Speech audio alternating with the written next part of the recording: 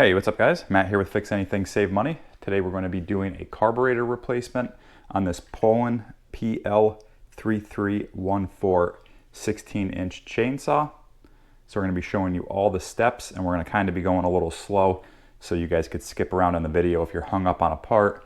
If you currently have it apart and you're wondering how something goes back together, we're going to be going a little bit slower so you guys can just, skip through the video and check out the parts that you need to, or watch it all the way through and do the repair as you're watching this video. So we'll just start off with the tools we're going to need. So for this repair, I like to use a 1/4 inch drive set, 1/4 inch ratchet, and then we're going to need an 8mm socket, and then this little flexible adapter. So I'm going to put a link in the description on where you can pick up all this stuff. It's always good to have a pair of needle nose even if you don't need them, a tiny little flathead, a larger flathead, and then we're going to be using this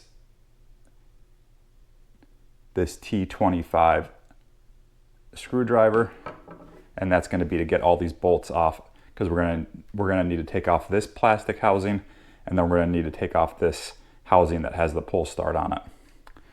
So the first thing I like to do whenever I'm doing a carburetor replacement, just so you're not getting gas everywhere, is to actually go ahead and drain the fuel into an oil pan. So this is where you would put the gas in, and this gas is a 50-to-1 mixture. So you would just rotate it this way, and I already did this, I already drained the gas out.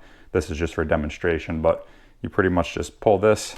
You can take out this little flexible piece right here, and then you just empty the gas, dispose of it properly, and then you could put this back in. You just kind of pinch this to get it back in, and then just close it up.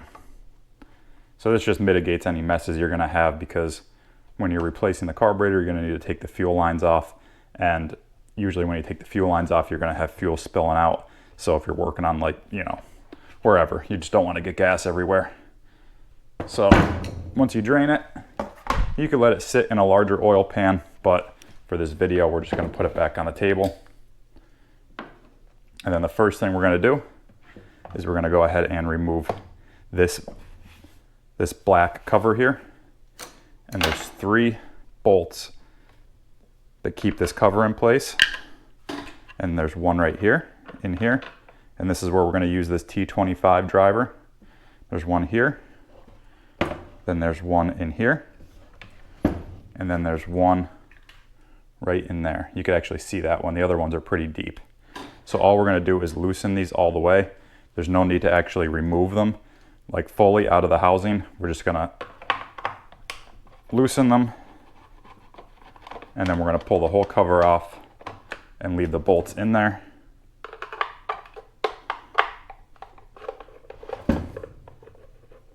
This is a fairly simple replacement. It shouldn't take too long to do. Probably about if you were doing it yourself, maybe a 15-minute job, 20-minute job. So we'll see how long it takes as we're filming it. Okay, so we should have all these out of place. And then you could go ahead and just move this all the way up, the stop. You can move that all the way up. And then all we're gonna do is pick this rear end up and just kind of slide it out.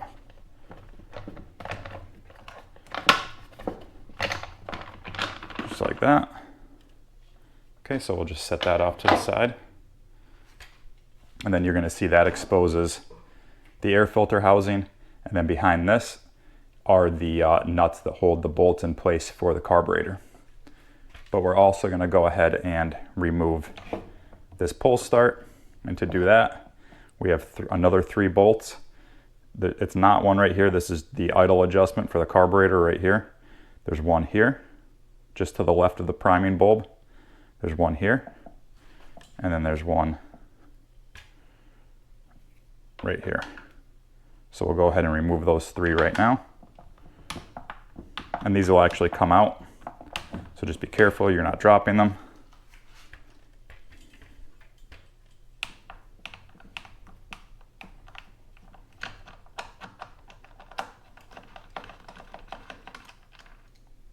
So there's one.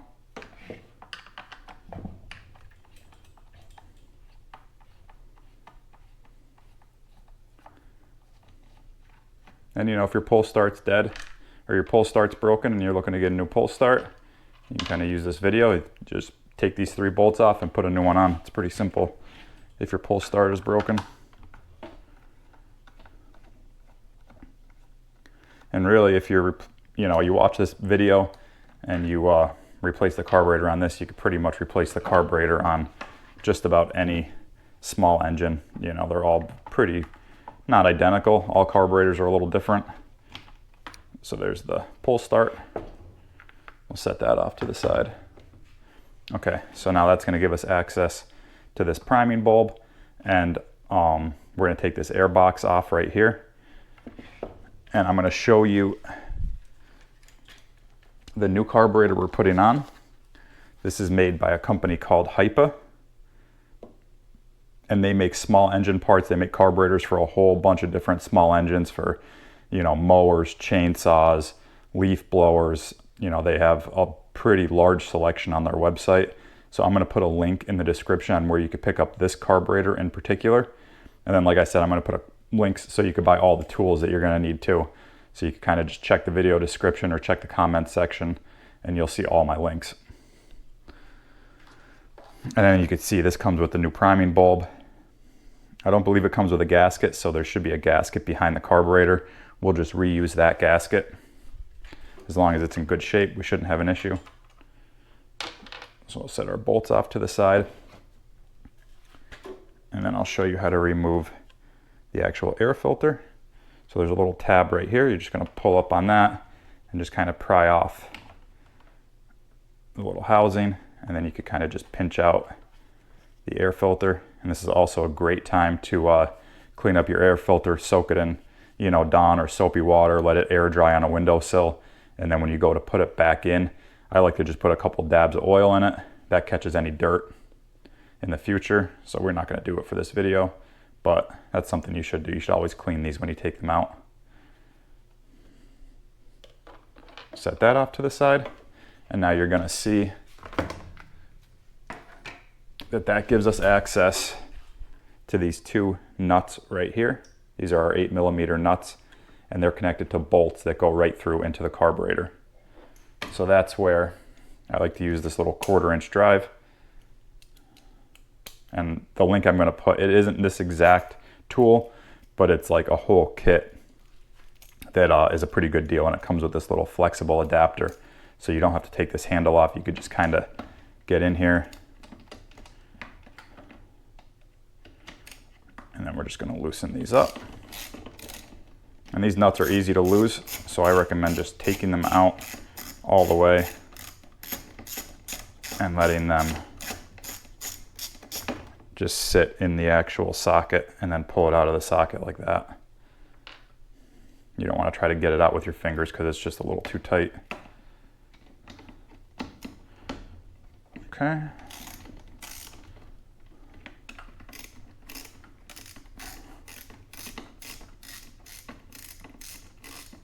And really the 1/4-inch drive socket is the best to use. Fits in here the easiest. And try not to lose this one. Okay. There's our other one.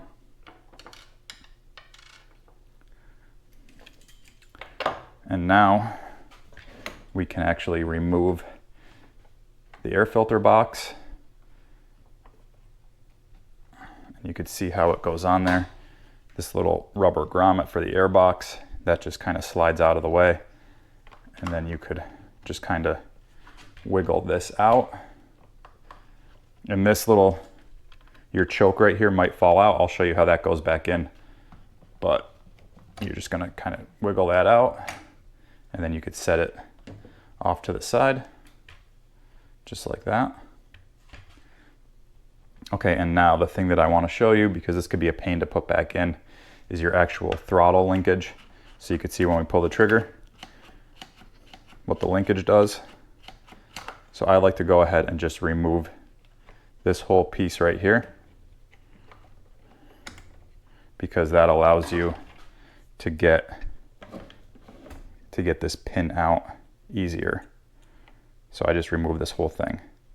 And then to put it back in, you're just going to, I'll show you from this angle if I can. You can see the little hole right there. We're just going to put it in like that. And I'll show you this again when I go to reinstall it. But we're just going to put it in like that. And then just press it down. And then it fits right in to this little gap right here. That's where the actual plastic piece goes. And then you can always just test it. Okay. So you could actually pull the trigger and pull it right out, or you could just kind of force it out like that. And then you just twist it like that to get your linkage out. Okay. So I like to kind of just set everything off to the side in the same upright position that it came off, just so I put it back together quicker. Okay, so now the next step is to remove the fuel lines. So this is the actual fuel line right here.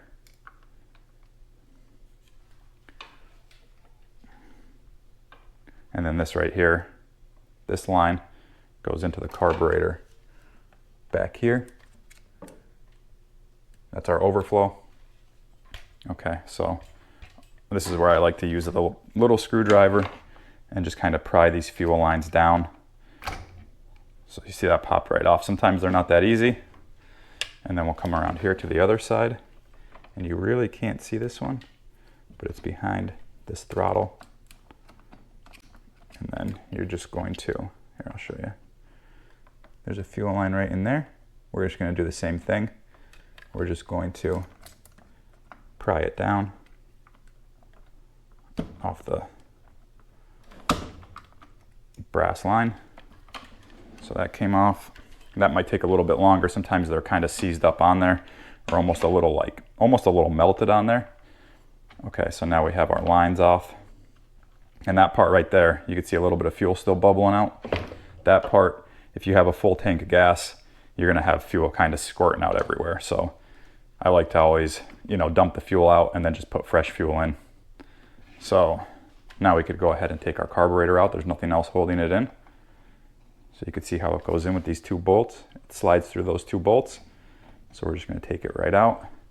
And again, you're probably gonna have to do a little bit of wiggling and jimmying, but these bolts are kind of loose, so that allows you to take it out. Okay, so we have our carburetor out.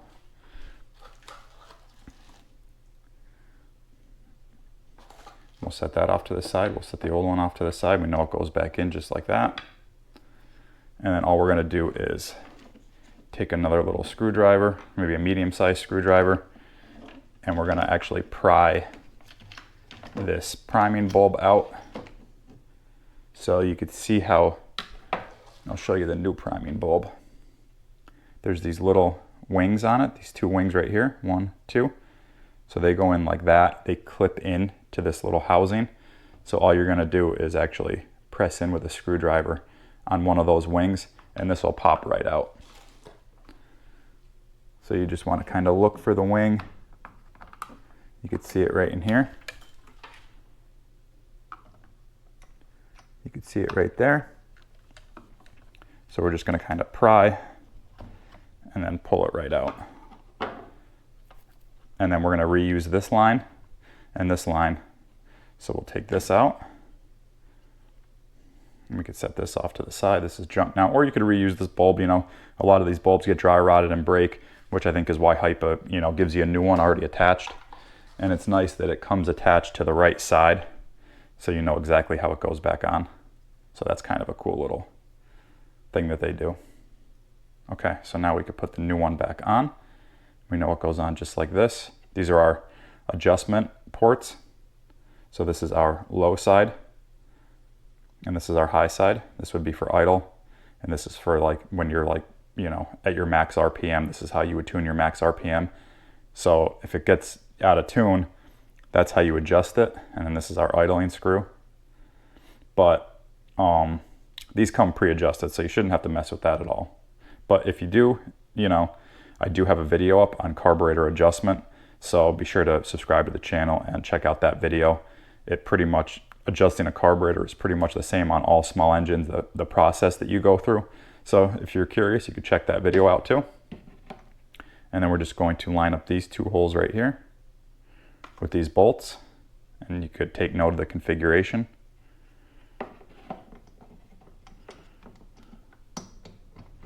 And actually, you know, before you do that, to make your life a little bit easier, you could go ahead and connect this fuel line, because once you put this in, this back fuel line is going to be a little bit harder to put on.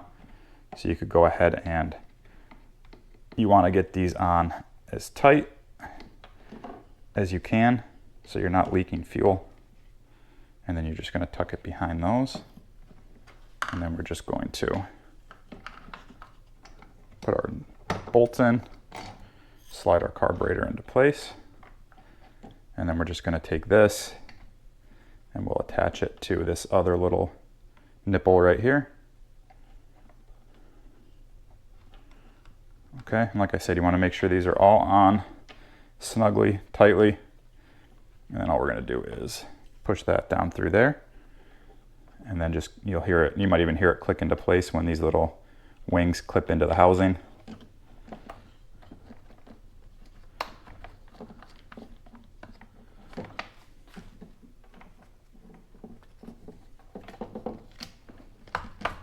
Okay, so that's in place. And you could just take note of the configuration again. You see that little hose going down. This one kind of sits on top. That's the way that it goes in. And then if you need to remove it, that wing is actually right in there. You would just press on that and pull it out. Okay, so now we have our lines hooked up. We have our carburetor in place, and you can see there is a gasket that stayed on right there. So we're just going to push that gasket back. We're going to reuse that. Okay, and then we're going to put our linkage back together. So like I said, there's this little slit right here. We're just going to first thread this right into there, maneuver it around.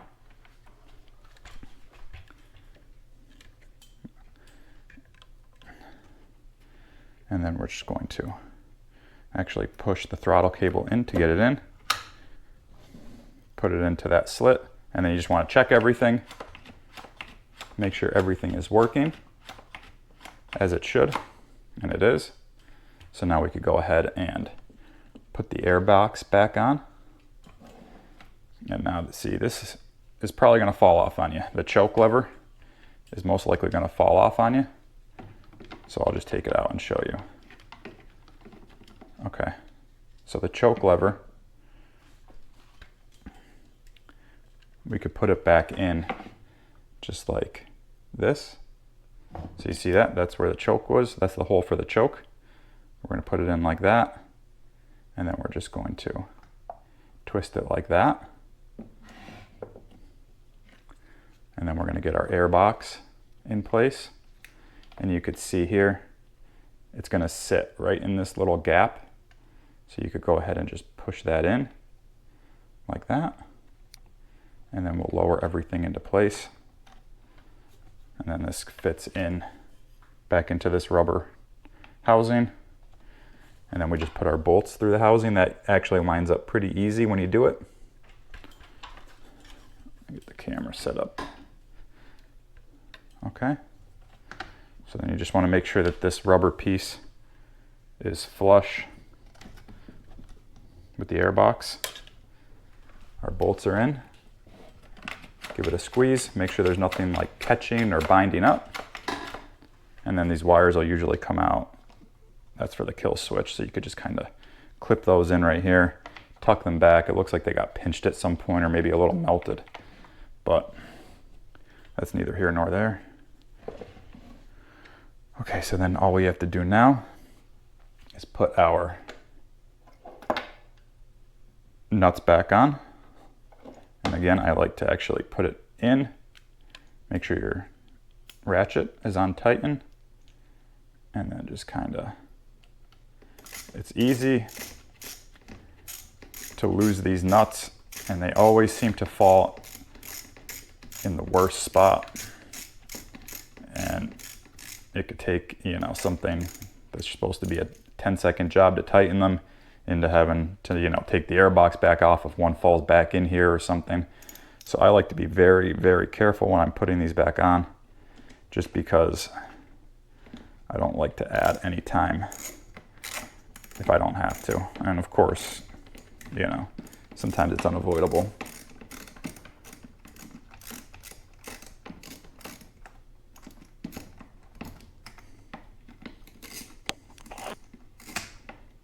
You see this one doesn't want to go back on. There it goes. Nope, there it doesn't go.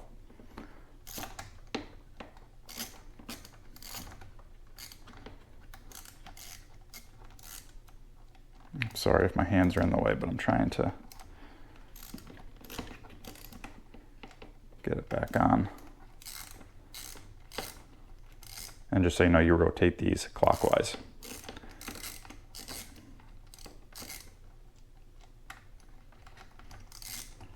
Not sure why this one doesn't want to go back on. Let's see. See? And the nut fell off. So that's where the nice little screwdriver comes in handy. Just make sure there's nothing binding it.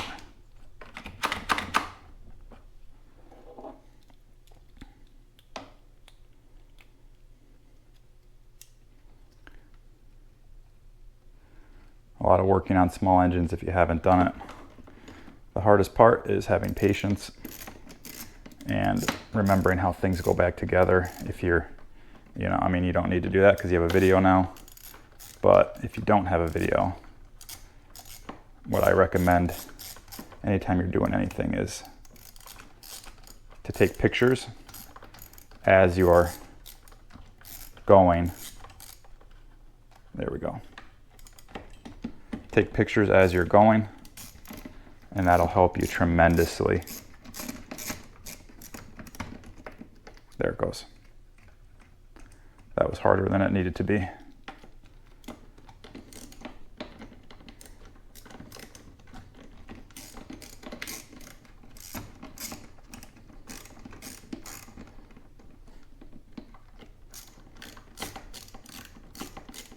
And I like to kind of just tighten these down, snug them up, and then go to the other side.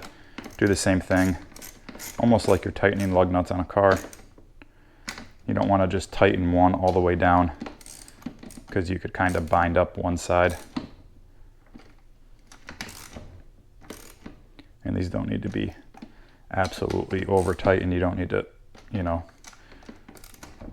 go crazy because it's just tightening up against plastic. Okay, and then we're going to wash this. I'm not going to do it for this video. I'm not going to waste the time, but you would want to wash that. Make sure it's nice and dry. And then you could even see on here, this says top. It's funny, Husqvarna actually makes this. There's a little Husqvarna logo. So there's the top, and then we're just going to fit it into place.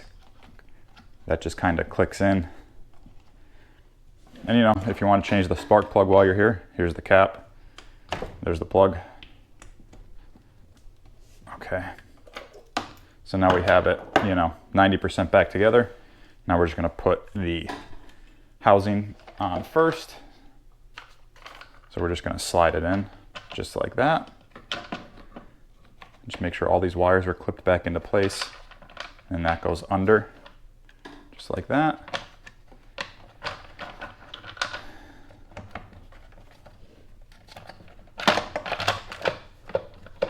And what I recommend doing with this is tighten these down with your T25 driver. 1, 2 is right in here. But don't tighten it down all the way. Leave it a little loose. Here's 3. Because that's going to help you get the pull start back on a lot easier. So leave this just a little loose. That might even be too tight. So yeah, just leave it a little bit loose. Don't over tighten it, because that's just going to make getting the pull start back on a lot harder.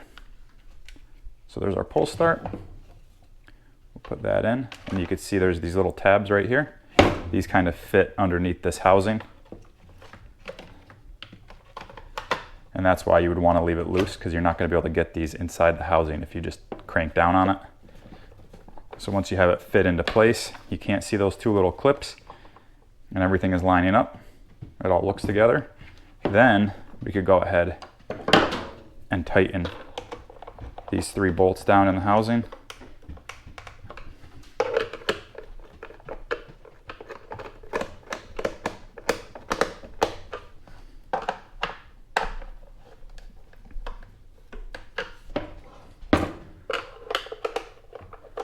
This one, for whatever reason, this bolt was pretty rusted out.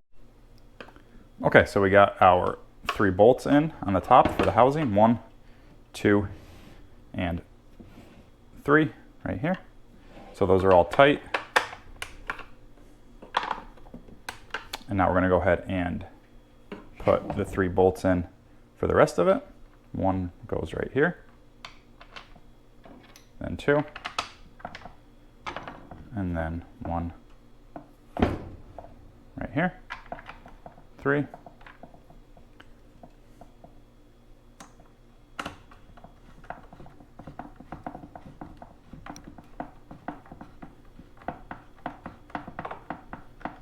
one,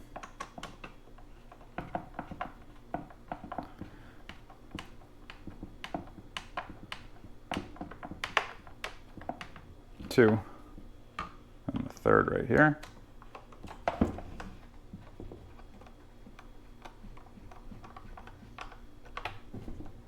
Okay, and then the starting sequence, I'm sure you guys know the starting sequence. It says it right here. Priming bulb 10 times, pull your choke out, squeeze, pull this 5 times. It should like gently start, or you could like kind of hear it turn over. Then you would push your choke back in, pull, and then you should be good to go. And then when you want to kill it, press that down. That kills the engine. So yeah, guys, let me know if you have any questions on this. Be sure to reach out in the comment section with any questions, and I'll get back to you as soon as I can. I'm making a bunch of videos now, and I'm getting a lot of questions, so kind of my response time is a little bit slower just because of that, but I'm trying to get back to everyone, people that have questions. But be sure to check the links in the description and in the comments. I'm going to put links on where you could buy everything you see here, including this carburetor from Hypa. Like I said, they're a small engine part company. Be sure to check out their website, but I'll put the link on where you could buy that right in my video description. So yeah, guys, that pretty much sums up this video on this Poulan PL3314 carburetor replacement. Yeah, thanks for watching, guys. We'll see you next time.